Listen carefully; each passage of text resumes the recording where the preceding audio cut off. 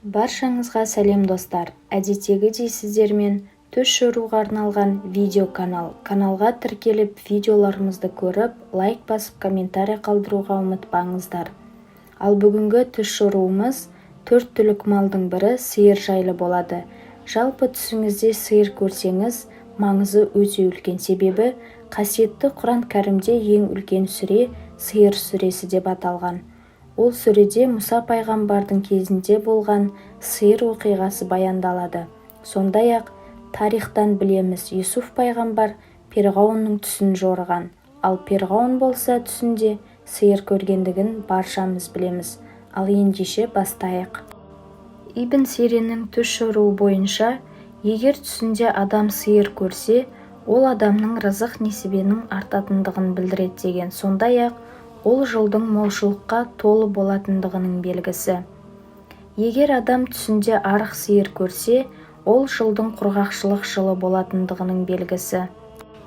Сондай-ақ түсіңізде сиыр көрсеңіз, алға қойған арман мақсаттарыңыздың орындалатындығын білдіреді.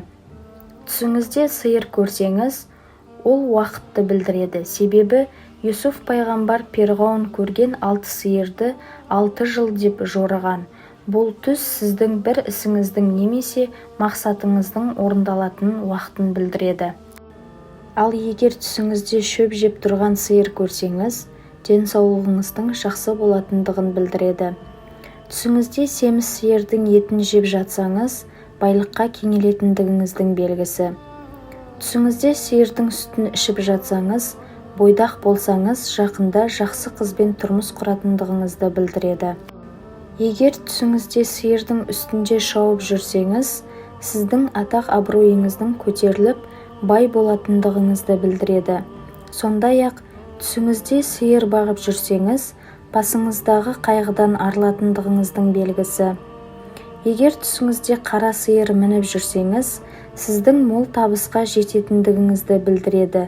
Сиырдың қара болуы сол жолда қиыншылықтар болатындығын білдіреді. Ал түсіңізде қара сиырдың үйіңізге кіргенін көрсеңіз, үйіңізге береке келетіндігін білдіреді.